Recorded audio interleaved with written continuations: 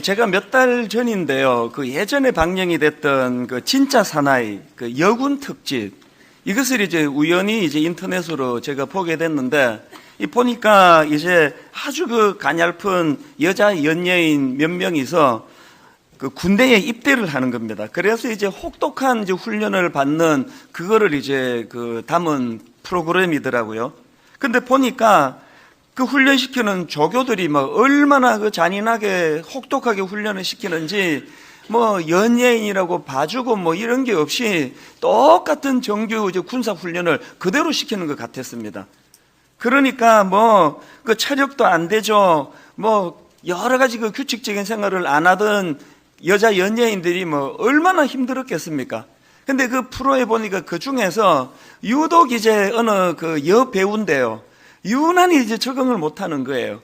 이러면 이런다고 야단을 맞고, 저러면 저런다고 또 꾸중을 듣고, 계속 그렇게 하니까 이분이 이제 혼미해져 가지고요. 맨날 우는 거예요.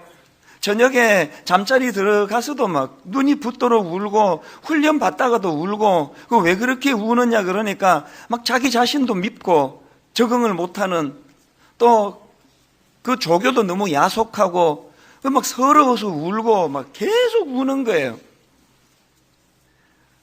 여배우뿐만 아니에요. 어떤 아주 야무진 어느 여 탤런트는 이제 이 입대를 이제 준비하면서 체력을 자기가 보강했다고. 그래서 이제 등산도 자기가 하면서 체력을 키웠고, 또 동네에 헬스클럽 가가지고 이제 몸을 자기가 많이 이제 만들었다고. 그렇게 이제 자신있게 입대하기 전에 인터뷰를 하는 걸 제가 봤는데, 웬걸요? 역부족이에요. 그 정도 해가지고는 안 되는 거예요. 그래서 잘하고 싶은데 잘할 수 없어가지고 너무 힘들어하는 그 모습이 처음에는 제가 재미있어서 봤는데요. 몇 번 보다가 문득 무슨 생각이 드는가 하니까, 저 체력도 약하고 훈련도 안 돼 있고 아무리 잘하려고 애쓰지만 역부족인 군에 간 여배우들의 저 모습이 오늘 이 시대를 살아내야 되는 우리 자식들 모습 아닌가? 갑자기 그 생각이 탁 드니까요, 눈물이 핑 돌더라고요. 여러분 우리 집 아이도 그렇고 여러분 가정의 자녀도 그렇고 고생이란 걸 해봤습니까? 곱게 곱게 잘 자라다가 대학교 들어가면서부터 이제 혼미해진다 그러더라고요. 취직 안 되죠? 결혼 안 되죠? 결혼할 사람은 생겼는데 살 집이 없어서 결혼을 못하는 젊은이들이 생각보다 무지 많다는 거예요. 그래서 제가 우리 집에 새 아이들을 생각하면서 여배우들의 고생하는 모습을 보니까 순간순간 그렇게 마음이 무너지고 눈물이 나더라고요. 그렇게 프로를 이제 즐겨보다가요, 결정적으로 제 마음이 너무 힘들어지기 시작한 것은 바로 저 모습이 이제 한국 교회 모습 아닌가. 이래도 깨지고 저래도 깨지고. 저는 많은 목사님을 만나는 편인데요, 만나는 목사님들마다 다 순수하세요. 그리고 정말 잘해보고 싶다는 거예요. 정말 교회가 부흥이 되기를 원하고 그렇게 잘 되기를 바라는데 어디서부터 손을 써야 될지 모르겠다. 그래서 제가 그런 생각을 하면서 프로를 보다가 눈물을 지은 적이 여러 번 있었는데요. 제가 오늘 이 본문 말씀을 묵상하다가 왜 진짜 사나이 여군 특집이라는 프로가 불쑥 생각이 났느냐 하면, 지금 바울이 로마서 4장에서 아브라함을 인용하고 있지 않습니까? 그런데 로마서 4장에서 바울이 인용하는 아브라함과 관련된 말씀은 창세기 15장에 나오는 말씀을 배경으로 하고 있는데요. 자, 우선 지난주 살펴본 창세기 12장 1절 2절을 다시 한번 보십시오. 여호와께서 아브라함에게 이르시되 너는 너의 고향과 친척과 아버지의 집을 떠나 내가 내게 보여줄 땅으로 가라. 내가 너로 큰 민족을 이루고 내게 복을 주어 내 이름을 창대하게 하리니 너는 복이 될지라. 이때 처음 아브라함이 하나님으로부터 약속의 말씀을 받을 때가 75살, 75살이라고 지난주 말씀드리지 않았습니까? 그런데 여러분, 그 다음 오늘 본문 19절을 보십시오. 그가 100세나 되어 자기 몸이 죽은 것 같고 사라의 태가 죽은 것 같음을 알고도 믿음이 약하여지지 아니하고, 세상에 하나님의 약속을 받은 지 25년, 지금 아내는 이미 생리가 끊어져서 아기를 낳을 수 없는 상태, 25년이 지나도록 하나님의 약속이 안 이루어지고 있는 그 상황입니다. 우리는 뭐 결과를 아니까 참 아브라함이 믿음이 승리했다 이렇게 말하지만 그 긴 세월 동안 아브라함이 겪어야 했던 마음고생을 여러분 한번 상상을 해 보십시오. 아기가 안 생기는 것만이 고생이 아니고요, 지금 바울이 로마서 4장에서 인용하고 있는 창세기 15장 말씀의 배경이 어떤가 하면은요, 그 앞에 14장에 보면은 아브라함은 그저 하나님 말씀 하나만 믿고 따라간 거예요. 정든 고향을 떠나가지고 약속의 땅이라고 하는 가나안으로 들어갔는데 거기서 큰 낭패를 당합니다.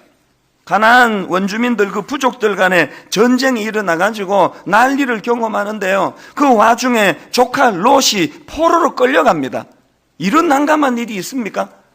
어떻게 해가지고 겨우 그 끌려간 롯을 건져내기는 했는데 아브라함 입장에서 얼마나 두려웠겠습니까? 아브라함 입장에서 그 가나안 땅은 아무 기반이 없는 그 낯선 땅 아닙니까? 그리고 그 부족들이 다시 재침공을 해서 전쟁을 일으키면 이거 뭐 죽은 목숨 아닙니까? 의지할 데가 없는 그곳에서 오죽하면 그 상황에서 하나님께서 아브라함에게 임하시는데, 임하셔서 아브라함에게 주시는 첫 마디가 뭡니까? 창세기 15장 1절을 보십시오. 이후에 여호와의 말씀이 환상 중에 아브라함에게 임하여 이르시되 아브라함아 두려워하지 말라, 나는 내 방패요 너의 지극히 큰 상급이니라. 이게 뭘 의미하겠습니까? 얼마나 아브라함이 지금 떨고 있으면 임하시자마자 제일 먼저 이 말씀을 하나님이 주셨겠냐고요. 내가 네 방패가 되어주마. 뒤집어 말하면 무슨 뜻입니까? 저기 달려들어 아무런 방패가 될 수 있는 게 하나도 없는 상황, 이 절망적인 상황이 지금 아브라함이 맞닥뜨리고 있는 상황 아닙니까?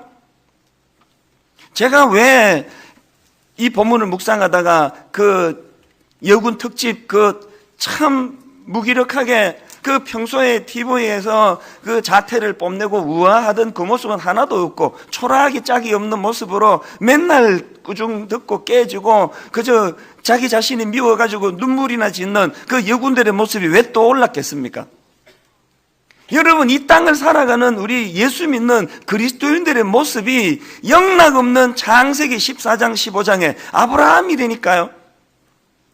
그게 지금 그 아브라함의 사례를 인용하고 있는 바울도 로마서 4장 23절 24절에서 이런 말씀을 기록합니다. 그에게 의로 여겨졌다 기록된 것은 아브라함만 위한 것이 아니요 의로 여기심을 받을 우리도 위함이니. 무슨 뜻입니까? 니들도 똑같은 환경에서 살아가게 되니까 이 아브라함을 보면서 여기서 삶의 모범을 네가 취하기 위하여 이 말씀을 기록하고 있다, 그 말씀 아닙니까? 자, 여러분, 이런 맥락에서 로마서를 한번 그동안 나눈 걸 한번 그림을 그려보십시오. 바울이 지금 로마서 1장 16절에서 큰 전제, 내가 복음을 부끄러워하지 아니하노니 이 복음은 모든 믿는 자에게 구원을 주시는 하나님의 능력이 됨이라. 누구나 예외 없이 먼저는 유대인에게요 그리고 헬라인에게로다.